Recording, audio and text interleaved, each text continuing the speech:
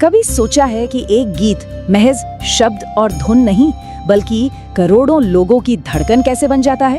एक ऐसा ही नगमा है जो पिछले 150 सालों से इस देश की आत्मा में गूंज रहा है।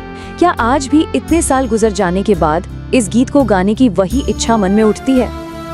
इस सवाल का जवाब हाँ हो या ना हो, उससे पहले चलिए जरा इसकी गहराई में उतरते हैं।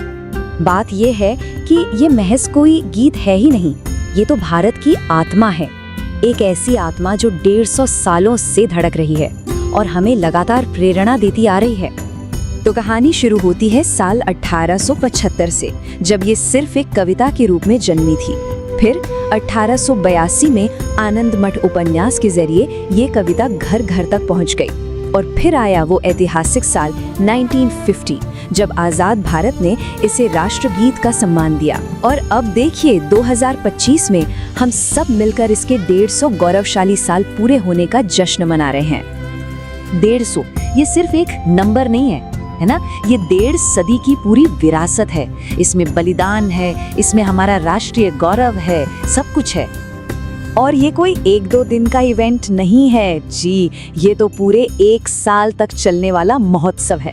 और इसका मकसद सिर्फ एक, हर एक भारतीय को एक साथ लाना, एकता के सूत्र में पिरोना।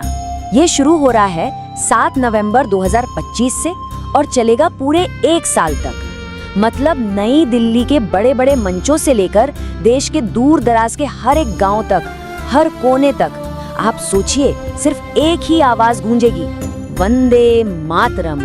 लेकिन अब आते हैं सबसे जरूरी हिस्से पर, आपकी आवाज, आपका जश्न। क्योंकि ये कोई सरकारी कार्यक्रम नहीं बल्कि एक जन उत्सव है जिसमें सबकी भागीदारी मायने रखती है। तो सवाल ये है कि इस राष्ट्रीय कोरस का हिस्सा कैसे बना जाए। देखिए बहुत ही आसान है, आपको बस वेबसाइट पर जाना है, अपनी आवाज में वंदे मातरम गाना है, उसका वीडियो अपलोड कर देना है और बस आप भी इस ऐतिहासिक उत्सव का एक अटूट हिस्सा बन गए। ये रही वो वेबसाइट vandemaataram150.in। इसे नोट कर लीजिए, यहीं पर इसी पते पर देश की सारी आवाजें एक साथ मिल रही हैं। चलिए अब आखिर में एक बहुत जरूरी बात समझ लेते हैं कि ये सिर्फ एक गीत नहीं है, ये उससे कहीं ज्यादा है। ये असल में हर उस भारतीय की पहचान है जो अपने देश से, अपनी मिट्टी से प्यार करता है। ये सिर्फ इतिहास का कोई पन्ना नहीं बल्कि हमारी अपनी पहचान का हिस्सा है। तो हम वापस वहीं आ गए जहाँ से ये सारी बात शुरू हुई थी। इस पूरी कहानी को, इसके गहरे मतलब को समझने के बाद सवाल फिर से वही है, क्या आज भी वंदे मातरम गाने की इच्छा होती है? और इसका जवाब वो तो हर किसी के अपने दिल में है। वंदे मातरम, सुजलां सुफलां मलयज शीतलां,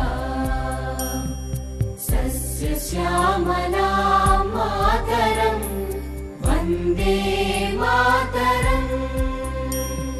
शुभ्रज्योत्स्ना पुलकितयामिनी,